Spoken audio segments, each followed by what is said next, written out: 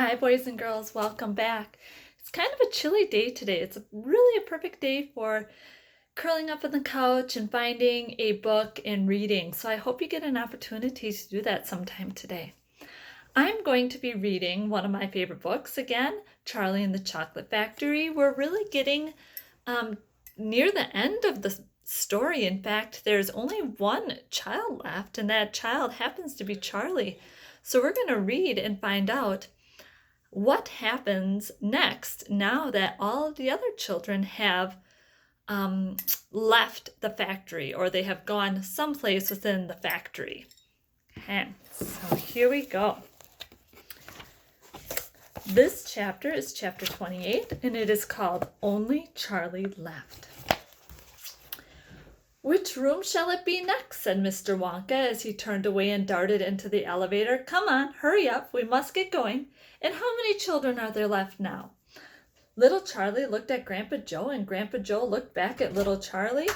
"But Mr. Wonka," Grandpa Joe called after him, there's only Charlie left now." Mr. Wonka swung round and stared at Charlie. There was a silence. Charlie stood there holding tightly onto Grandpa Joe's hand. "You mean you're the only one left?" Mr. Wonka said, pretending to be surprised. "Why, yes," whispered Charlie. Mr. Wonka suddenly exploded with excitement.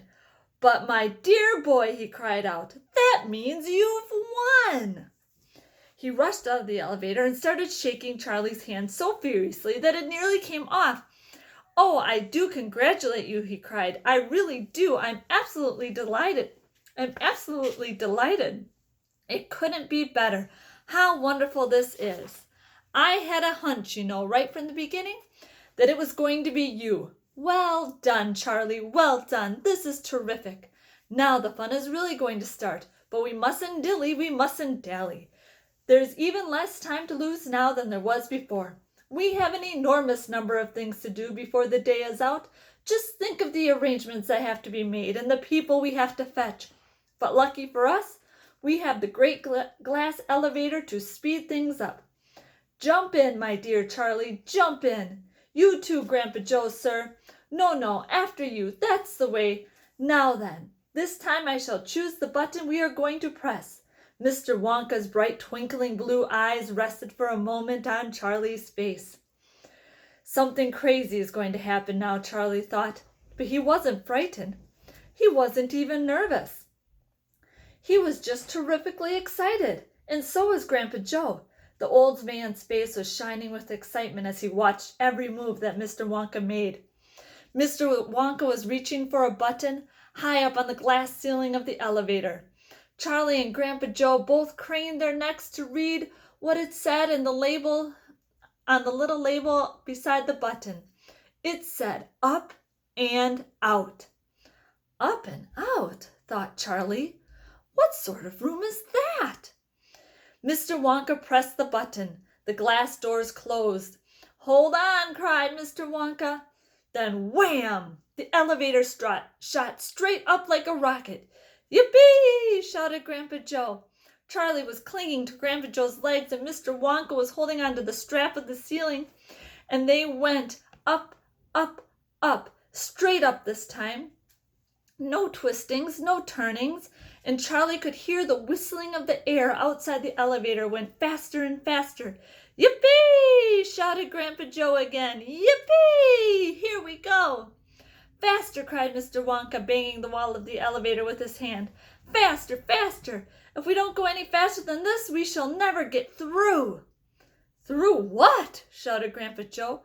"What have we got to get through?" "Aha!" cried Mr. Wonka. "You wait and see. I've been longing to press this button for years, but I've never done it until now. I was tempted many times. Oh, yes, I was tempted, but I couldn't bear the thought of making a great big hole in the roof of the factory. Here we go, boys. Up and out." "But don't you mean," shouted Grandpa Joe, "don't really mean that this elevator—" "Oh, yes, I do," answered Mr. Wonka. "You wait and see. Up and out." But it's made of glass," shouted Grandpa Joe. "It'll break into a million pieces." I suppose it might, said Mr. Wonka, cheerful as ever, but it's pretty thick glass all the same. The elevator rushed on, going up and up and up, faster and faster and faster. Then suddenly, crash! The most tremendous noise of splintering wood and broken tiles came from directly above their heads. And Grandpa Joe shouted, "Help! It's the end! We're done for!" And Mr. Wonka said, "No, we're not. We're through. We're out." Sure enough, the elevator had shot right up through the roof of the factory and was now rising into the sky like a rocket. The sunshine was pouring in through the glass roof. In 5 seconds, they were 1,000 feet up into the sky. "The elevator's gone mad!" shouted Grandpa Joe. "Have no fear, my dear sir," said Mr. Wonka calmly. He pressed another button. The elevator stopped. It stopped and hung in mid-air, hovering like a helicopter, hovering over the factory and over the very town itself, which lay spread out below them like a picture postcard. Looking through the glass floor on which he was standing, Charlie could see the faraway houses and the streets and the snow that lay thickly over everything. It was an eerie and frightening feeling to be standing on clear glass high up in the sky. It made you feel that you weren't standing on anything at all. "Are we all right?" cried Grandpa Joe. "How does this thing stay up?" "Candy power," said Mr. Wonka. 1,000,000 candy power. "Oh, look," he cried, pointing down. "There go the other children. They're returning home." And that is the end of chapter 28. So we know now that Charlie won. He won something, but we don't know for sure what he won yet. And we also know that the other children are on their way home. So we will come back next week and we will find out what happens. And find out exactly what Charlie won and how the other children got home and how they're doing. Okay? Boys and girls, have a great weekend and I will see you next week. Bye-bye.